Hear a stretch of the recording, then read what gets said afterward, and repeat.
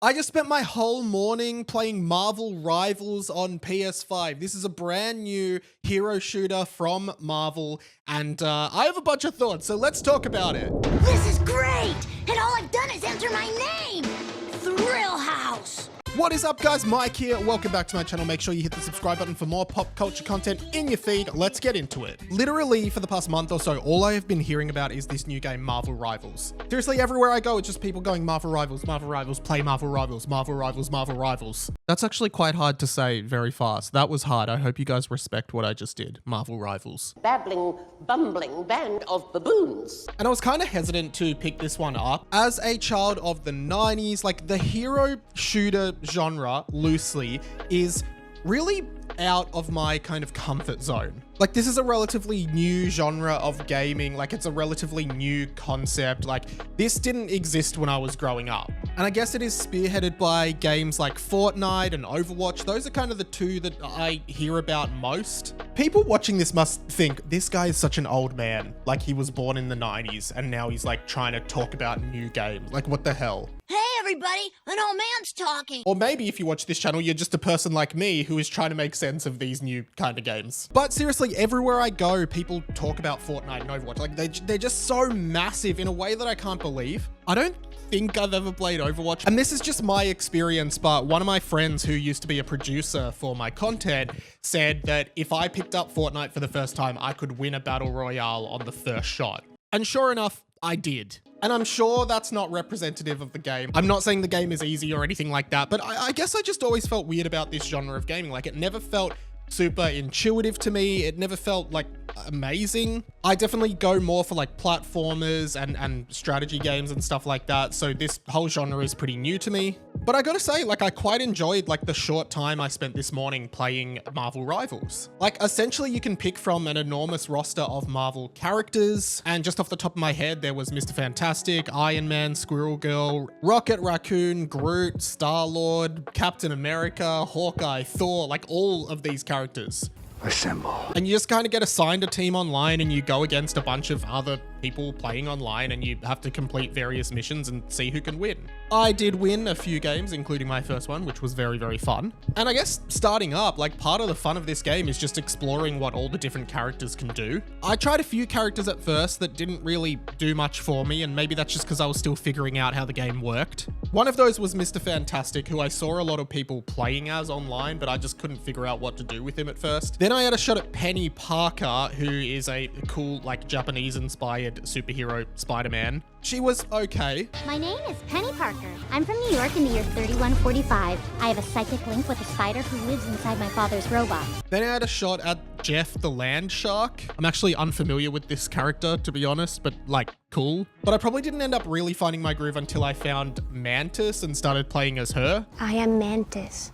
Probably one of the last characters I would actually think of playing, but I just decided to on a whim. I really liked her playstyle. She had like healer qualities, I guess. Like, she can heal other teammates, but also like good offensive as well, I think. At least I found that. Again, I don't know what I'm talking about with this, but hey, this is my experience. And speaking of experience, you know what's a bad experience? Most people who watch my videos aren't subscribed. So I don't know, hit the subscribe button now to help me out, you know? I guess that'd be a good experience.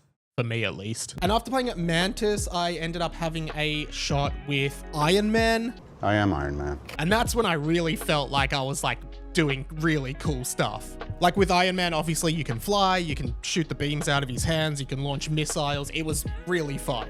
And that's where I got a triple KO, which actually activated a trophy as well. Like I defeated 3 people with 1 attack. That was really cool. Seriously, I had a lot of fun with this, and then I reached out to a bunch of people on my Discord to see if they play the game, because maybe it'd be even more fun if you could team up and chat to your friends on the same team as you while you're playing. The only thing I found that maybe was different to Fortnite, and this could be that I am just stupid, I openly admit that, so don't flame me in the comments for what I'm about to say. I found that all the characters felt really slow, like their running speed felt really slow, and I couldn't figure out if there was a way that you could like sprint. Like, I tried holding down the left joystick, but it didn't work. If someone wants to politely comment, hey, this is how you do that, then that would be good, but please don't laugh at me for not being able to figure this out. Or maybe it's just not a thing and I have nothing to be ashamed of. I don't know.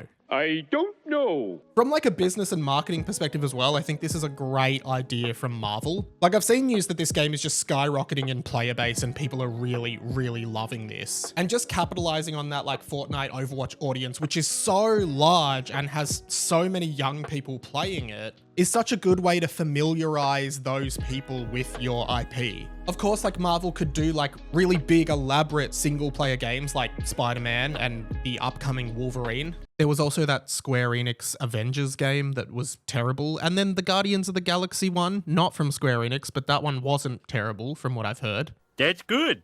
The Frogurt is also cursed. That's bad. But doing something that's just like really easy pick up and play, like online group social thing, like I think this is a really cool way to showcase your characters, your powers, all of the personality, and get people to discover new things that hopefully leads them going to watch the shows, see the movies, read the comics, do all of the stuff that Marvel wants you to do. Overall, I'm gonna keep playing this game. I quite enjoyed it, and I'm gonna like pick it up when I'm bored and just play a couple rounds, try out some of the new characters, and I'm sure they will expand it with many, many more characters with like DLC to come. So super exciting, super cool time to be a Marvel gamer, I guess. So yeah, whew, thank you so much for watching, guys. Hey, if you like this, there's plenty more pop culture content like this on my channel, and I would love for you to subscribe and support me. I'm going for the big 10K in 2025. If you can help me get there, that would be awesome. New content going up all the time here. Plus, I would love to know your thoughts. Have you played Marvel Rivals? What do you think? And am I out of touch? Am I an out of touch old guy?